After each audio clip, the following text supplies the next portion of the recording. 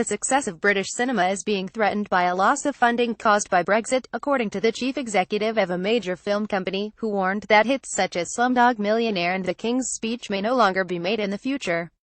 Ziggy Kamasa, the chief executive of Lionsgate UK and Europe, warned between 2007 and 2013, over €100 million £90 million was invested in UK film. It is a big amount for indigenous British productions. The concern is that, with Brexit, we will lose that funding. He argued the industry was already struggling to attract finance as more and more people opted to remain at home, watching box sets or movies on large-screen TVs. Hollywood is moving towards a smaller number of films with massive budgets, like X-Men and Star Wars. So, when you go to the cinema, you are tempted to choose a big spectacle, added Kamasa, who runs the British arm of the company behind the Hunger Games series and La La Land. If you add to that the impact from Brexit, it adds to the downward pressure. Slumdog Millionaire got over €1 million of EU media funding, and so did The King's Speech. Kamasa said the sudden loss of funding for films already struggling was compounding the problem. It means those films are not going to be made, which is a huge loss culturally and economically, and a huge loss for skills and creative talent. He said the squeeze had already started. We pledged to make 25 British films in 4 years and managed 19-20 over the first 3 years, but we are struggling in the final year. It is already October and we have only made one, he said.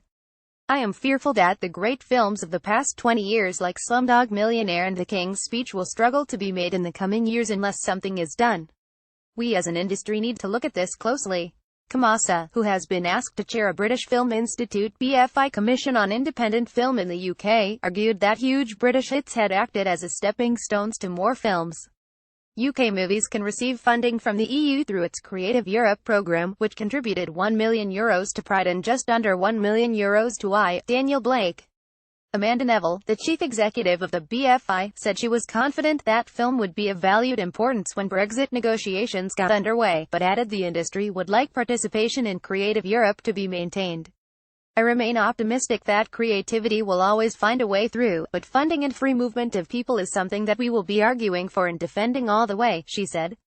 Asked if the UK could stay in Creative Europe after Brexit, a spokesman for the Department for Digital, Culture, Media and Sports said the UK film industry is world-leading and one of our biggest success stories. As we leave the EU, we are committed to maintaining our support for the creative industries and making sure the UK remains an attractive destination for overseas investors. Karen Bradley, the Culture Secretary, has previously said she was aware of the film industry's concerns. Clearly this is part of a negotiation, but we are looking carefully at the areas in which it is important that we continue membership, she told the House of Commons in September.